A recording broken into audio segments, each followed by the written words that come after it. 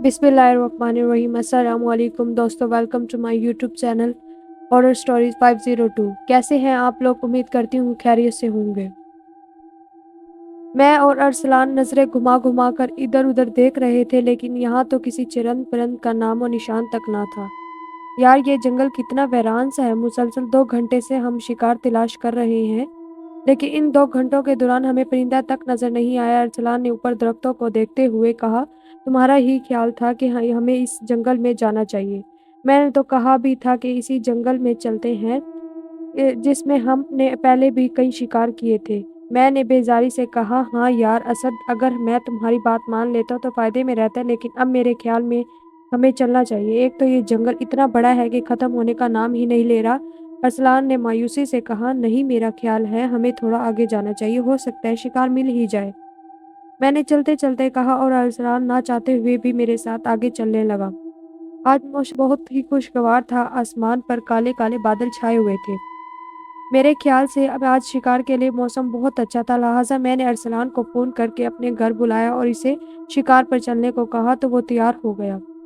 मैंने अपनी बंदूक उठाई और हम दोनों जंगल की तरफ चल पड़े। जब हम जंगल में दाखिल हुए तो इस वक्त शाम के 5 बज रहे थे। इस जंगल में हम आज पहली बार आए थे। अरसलान के ही कहने पर मैं इस जंगल में आया था, वरना मेरा इरादा तो दूसरे जंगल में जाने को था।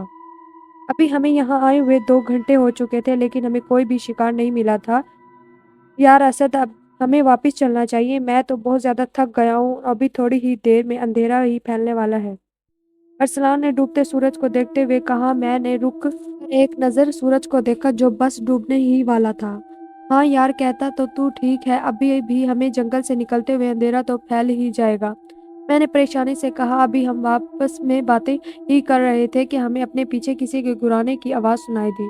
जब हमने पीछे देखा तो हमारा सांस ऊपर का ऊपर रह गया। हमारे सामने एक बहुत ही खौफनाक बिल्ली खड़ी गुर्रा रही थी। वो आम बिल्ली से बहुत बड़ी थी। इसका रंग काला सियाह था और आंखें सुर्ख अंगारों की तरह थी। आज हमने जिंदगी में पहली बार इतनी बड़ी बिल्ली देखी थी। वो गुर्राती हुई हमारी तरफ बढ़ी। मैंने बंदूक संभाली और इसका निशाना लेकर फायर कर दिया। मैं खुश हो रहा था कि मेरा निशाना बिल्कुल ठीक है, लेकिन मेरी खुशी एकदम ही परेशानी में बदल गई थी, क्योंकि गोली उसके सिर में से होती हुई दरख्त में जा लगी थी। लेकिन इस बिल्ली को कुछ भी नहीं हुआ था। गोली इसके सर से ऐसे गुजर गई जैसे वो बिल्ली ना हो बल्कि हवा हो, और मैं और अरसलान खौफजदा नजरों से इसे देख रहे थे। मैंने सोचा, हो सकता है मेरा निशाना गलत हो गया हो और गोली बिल्ली को लगने की बजाय दरख्त में जा लगी हो।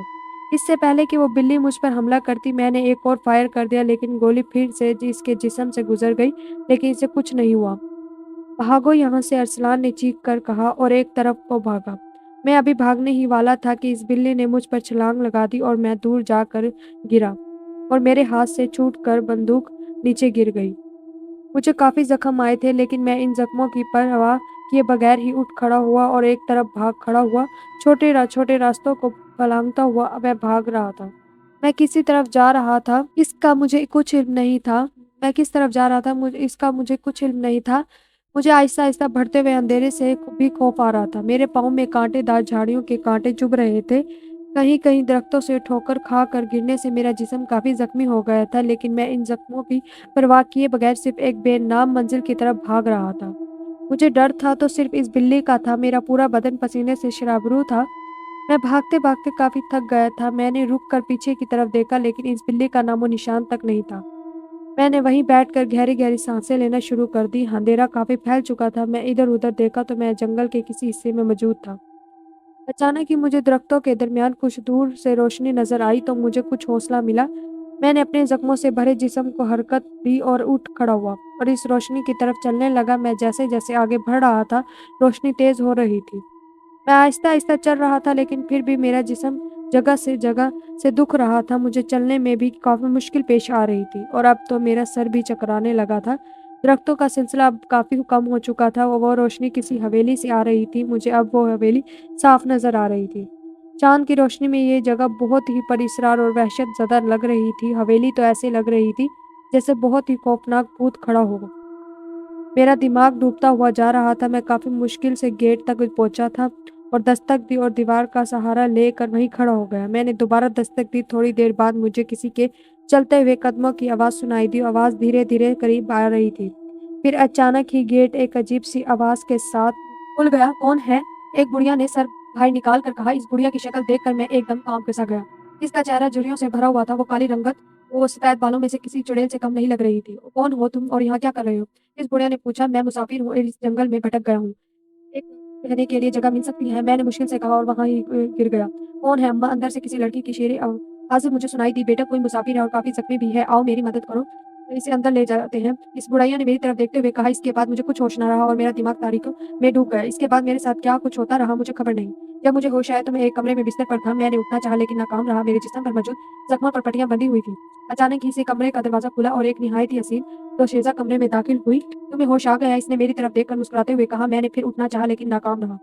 अरे अभी तुम लेटे रहो, तुम्हारे जिस्म पर काफ़ी ज़ख्म आए हैं। मैंने मरहम लगाकर पट्टियाँ कर दी हैं। बस कुछ ही दिनों में तुम ठीक हो जाओगे, इसने मेरे पास बैठते हुए कहा और वो निहायत ही हसीन दोशीज़ा थी। इसकी नीली-नीली गहरी आँखें बहुत ही खूबसूरत थी। मैं इसे ही देखे जा रहा था। तुम्हारा क्या नाम है और तुम्हारे जिस्म पर ये ज़ख्म कैसे आए हैं? इसने मेरी तरफ देखते हुए कहा। मेरा नाम असद है। तुम्हारा नाम बहुत प्यारा है, इसने मुस्कुराते हुए कहा। तो मैं भी मुस्कुरा दिया और फिर मैंने इसे अपने बीतने वाली दास्तान सुना दी। मेरी दास्तान सुनकर वो काफ़ी खौफज़दा हो चुकी थी। अच्छा, तो तुम्हारा दोस्त भी तुम्हारे साथ आया है था? इसने पूछा। हाँ, वो मेरे साथ आया था लेकिन वो भी कई जंगल में भाग गया था। मुझे तो इसकी बहुत फ़िक्र हो रही है, कहीं इस खौफनाक बिल्ली ने तो। मैं कुछ कहते-कहते रुक गया।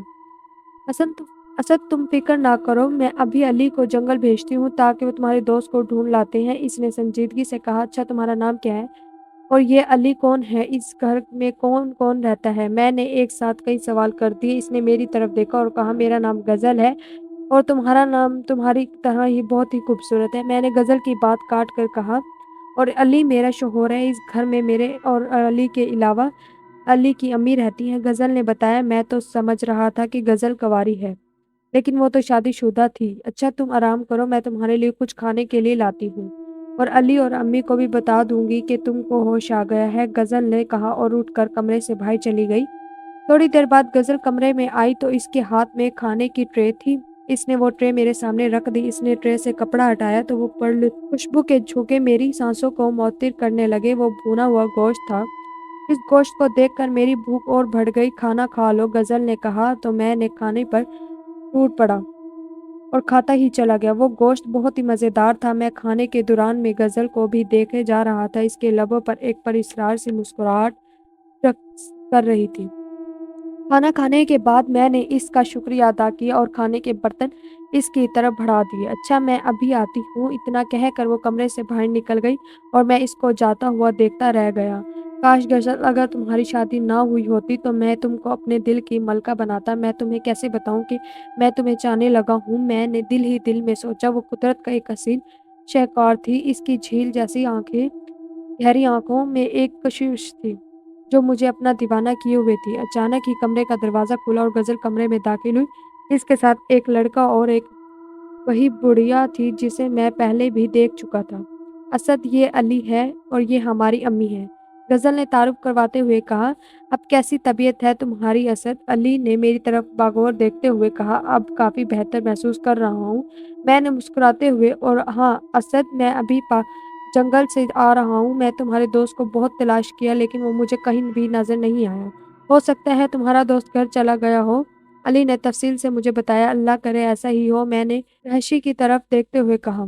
अच्छा बेटा, तुम ठीक हो जाओगे।